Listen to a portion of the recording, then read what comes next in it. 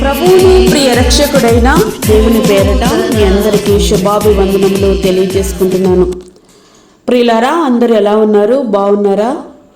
మరి మీ ప్రార్థన అవసరతలు మాకు తెలియజేస్తూ ఉన్నారు. తప్పకుండా ప్రార్థించమని కోరిన ప్రతి ఒక్కరి కొరకు మేము ప్రార్థిస్తూ ఉన్నాము.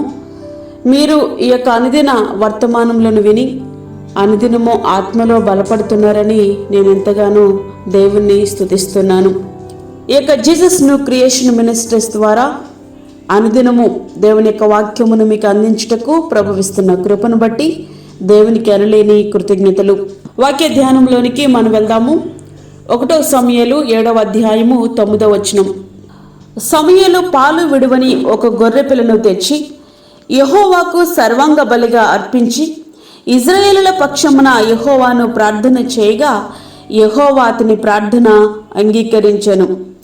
ఇశ్రాయేలీయులు విగ్రహారాధన పాపాన్ని అంటగట్టుకుని ఫిలిస్తీన్ల చేత పీడింపబడుచు అటు శత్రువులను ఇటు వారి పాపములను ఎదిరించలేక కృంగిన స్థితిలో యెహోవాను వెతకడం వారు ప్రారంభించారు. నిజంగా ఇది అత్యంత ధన్యకరమైనటువంటి విషయమే.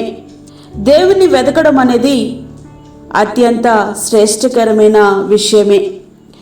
అయితే యెహోవాను వెతుకుచున్నారు కానీ ఇతర దేవతలను వారు విడిచిపెట్టిన వారు కాదు. సజీవుడైన దేవుని ఆశ్రయం కావాలంటే నిర్జీవమైన వాటిని విడిచిపెట్టి తీరాల్సిందే. సమూయేలు గారు ఇశ్రాయేలులందరితో ఈ రీతిగా మాట్లాడుతున్నారు.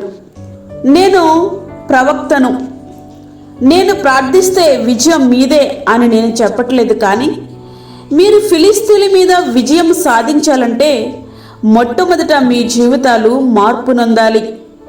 మీ పూర్ణ హృదయముతో యెహోవా యొద్దకు మీరు మళ్ళుకుని ఎడల అన్య దేవతలను అస్తరోతు దేవతలను మీ మధ్య నుండి తీసివేసి పట్టుదల కలిగి యెహోవా తట్టు మీ హృదయములను త్రిప్పి ఆయనను సేవించుడి.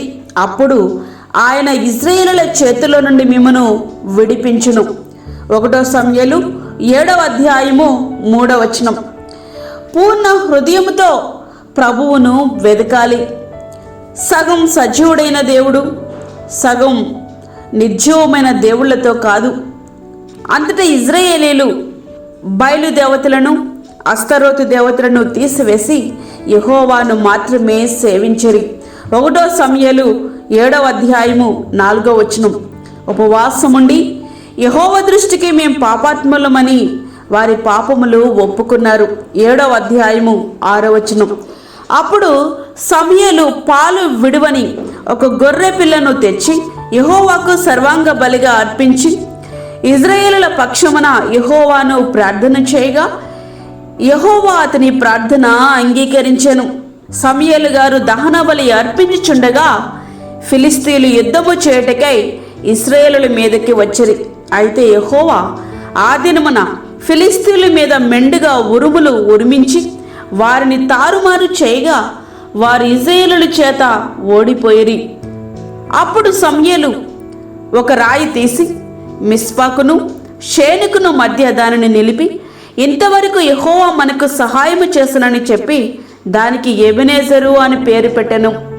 ఎబెనేజరు అనగా సహాయపు రాయి. ప్రియ స్నేహితుడా, వాక్యం వింటున్నటువంటి ప్రియ దేవుని బిడ్డ, మనలో అనేకులు ఎవరో పెద్ద సేవకులని వారి చేత ప్రార్థన చేయించుకుంటకు క్యూ కడుతూ ఉంటారు. లేదా ప్రార్థన భారాన్ని వారికి అప్పగించి వీరు మాత్రం మార్పులేని జీవితాలు జీవిస్తూ ఉంటారు.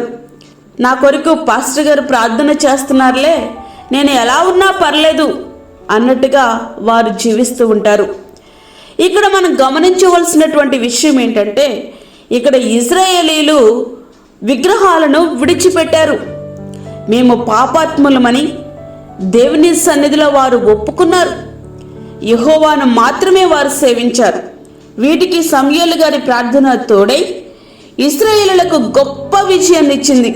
ప్రియ స్నేహితుడా, వాక్యం వింటున్నటువంటి ప్రియ దేవుని బిడ్డ, నీవే పరిస్థితిలో ఉన్నను నీ పాపములను ఒప్పుకొని ఆయనను మాత్రమే సేవిస్తూ ప్రార్థించగలిగితే సహాయపు రాయైన ప్రభువు అనునిత్యము నీకు తోడుగానే ఉంటారు. ఆయన నీకు సహాయం చేస్తారు.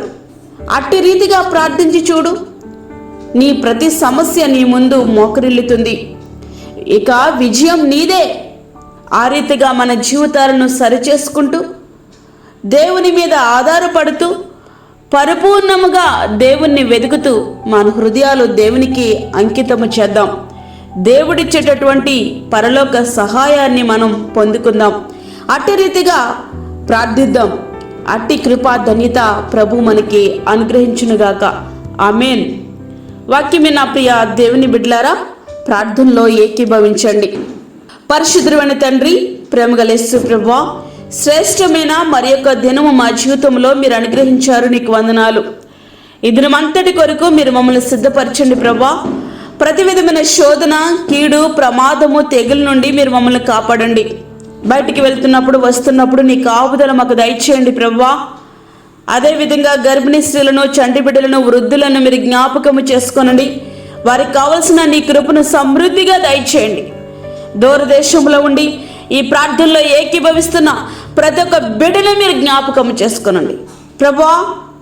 నీకు అయిష్టమైన వాటిని విడిచిపెట్టి పరిపూర్ణ హృదయముతో నిన్ను సేవిస్తూ నీ మార్గంలో నడుచుకునే కృప ప్రతి బిడ్డకు దయచేయండి. అనారోగ్యాలతో బాధపడుతున్న వారికి స్వస్థతను మీరు అనుగ్రహించండి. యేసయ్యా నీకు వందనాలు. ఈ దినమంతటి కొరకు మీరు మమ్మల్ని సిద్ధపరచండి. నీ కృపగల హస్తాలకు మమ్మల్ని మేము అప్పచెప్పుకుంటున్నాం ప్రభువా. నీ సన్నిధిని మీరు మాతో ఉంచి, మాకు కాదు యెహోవా, మాకు కాదు, సమస్త మహిమ ప్రభావం మీకే ఆరోపించుకుంటూ యేసు పరిశుద్ధ నామమున అడిగి వేడుకుంటున్నాము తండ్రి. ఆమేన్. ఈ యొక్క వర్తమానములు ప్రతి దినము పంపించబడతా ఉన్నాయి. మీకు ఎవరికైనా ఈ వర్తమానములు వినాలని ఆశించినట్లయితే మా యొక్క ఫోన్ నెంబర్కి మీరు కాంటాక్ట్ చేయండి. అదేవిధంగా మీ ప్రార్థన అవసరతలు మాకు తెలియచేయండి. మా ఫోన్ నెంబర్ 9177377559. దేవుడు మిమ్మను మీ కుటుంబమును దీవించునుగాక. ఆమేన్. దేవుని సేవలో మీ సహోదరి Annamani Solomon. Praise the Lord. మా ఛానల్ని సబ్స్క్రైబ్ చేయండి, షేర్ చేయండి, లైక్ చేయండి. దేవుడు మిమ్మల్ని దీవించునుగాక.